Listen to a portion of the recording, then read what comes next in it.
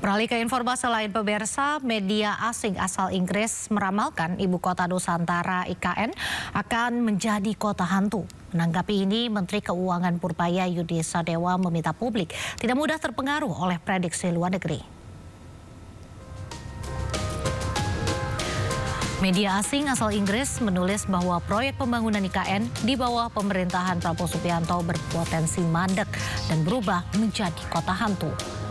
Dalam artikelnya, media tersebut menyoroti turunnya porsi pendanaan negara untuk IKN. Menanggapi ini, Purbaya menjelaskan bahwa pembangunan IKN tidak berhenti dan tetap berjalan. Oh, saya nggak tahu, kan tergantung nanti rencananya pemerintah ke depan seperti apa. Rasanya sih nggak akan jadi kata hantu. Tapi kalau ekonominya dia bagus, saya akan banyak nanti. Jadi Anda nggak usah takut. Jadi jangan dengar prediksi orang luar. Itu sering salah kok. Tapi Bapak ada rencana nggak Pak nambahin anggaran buat IKN Pak? Yang jelas yang udah kita setuju adalah perusahaan swasta yang bangun rumah di sana kan. Itu harusnya udah mulai jalan untuk pembangunan rumahnya. Mahkamah Kehormatan Dewan DPR kembali menggelar sidang dalam kasus dugaan pelanggaran etik 5 anggota DPR nonaktif, yaitu Adis Kadir, Uya Kuya, Eko Patrio, Nafa Urbah, dan Syahroni. Sidang pendahuluan mengundang para saksi hingga ahli. MKD meminta keterangan mereka terkait dugaan pelanggaran etik 5 anggota DPR saat sidang bersama DPD 15 Agustus 2025 dan pernyataan terkait tunjangan DPR. Dalam sidang etik ini, sejumlah video bukti dugaan pelanggaran kelima anggota DPR nonaktif juga diputar. Salah satunya soal pemulangan. Teradu 1 Saudara Dr. Insinyur Adis Kadir SH.M.Hum atas pernyataan terkait tunjangan anggota DPR RI yang keliru dan menimbulkan reaksi luas dalam masyarakat. 2.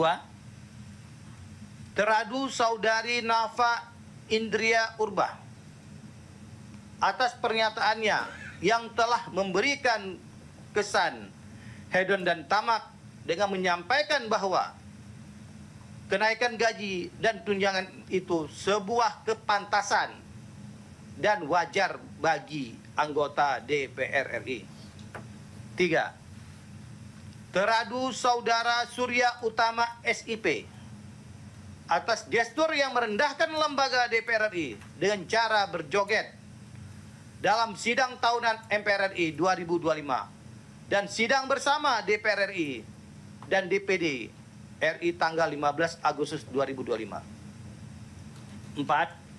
Teradu Saudara Eko Hendro Purnomo atas gestur yang merendahkan lembaga DPR RI dengan cara berjoget dalam sidang tahunan MPR RI 2025 dan sidang bersama DPR RI dan DPD RI tanggal 15 Agustus 2025.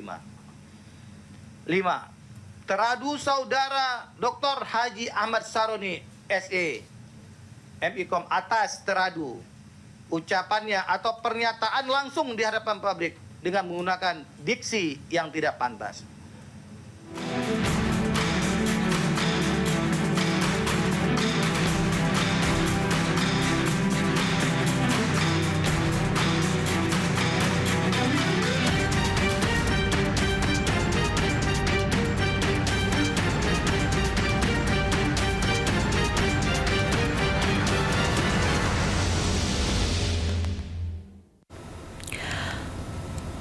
Ya, pemirsa, kita ke informasi selanjutnya.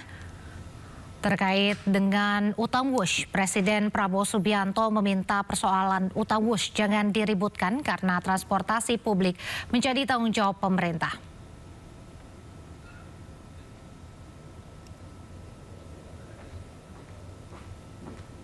Dengan mengucap Bismillahirrahmanirrahim, pada siang hari ini 4 November 2025, saya Prabowo Subianto, Presiden Republik Indonesia, meresmikan stasiun Tanah Abang baru.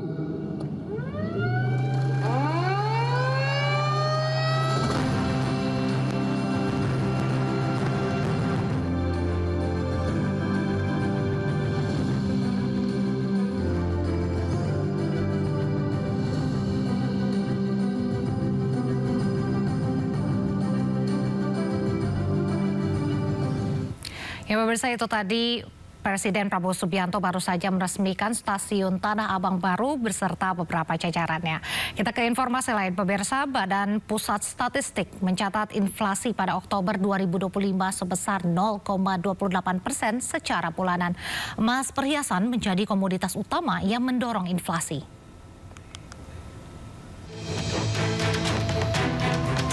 Badan Pusat Statistik mencatat inflasi pada Oktober 2025 sebesar 0,28% secara bulanan. Secara tahunan, inflasi tercatat sebesar 2,86% dan secara tahun kalender inflasi mencapai 2,1%.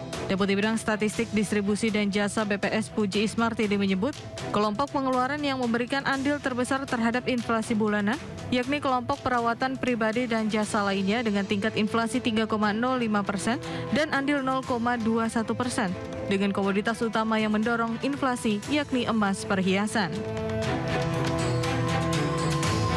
Komoditas emas perhiasan mencatat inflasi sebesar 11,97% dengan andil yang sama 0,21% terhadap inflasi nasional. Kenaikan harga emas perhiasan tersebut menjadi yang tertinggi dalam 26 bulan terakhir secara berturut-turut.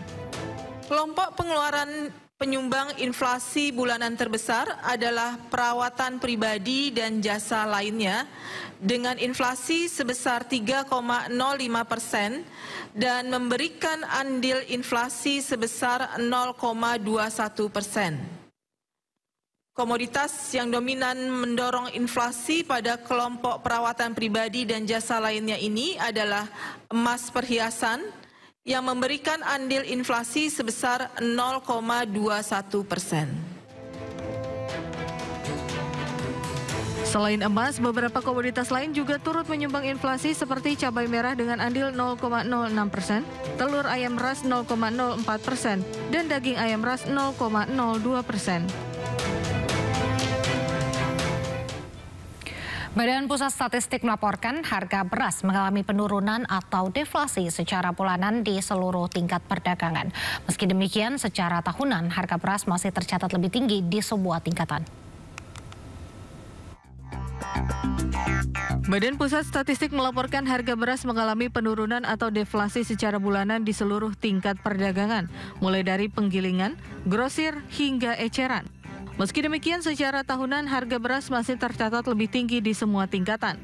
Berdasarkan data BPS, rata-rata harga beras di tingkat penggilingan pada Oktober 2025 turun menjadi Rp14.439 per kilogram. Angka ini turun 0,54% secara bulanan, namun masih naik 5,62% secara tahunan. Sementara di tingkat grosir, harga beras sebesar Rp14.264 per kilogram, turun 0,18% secara bulanan dan naik 5,26% secara tahunan. Sementara di tingkat grosir, harga beras sebesar Rp14.264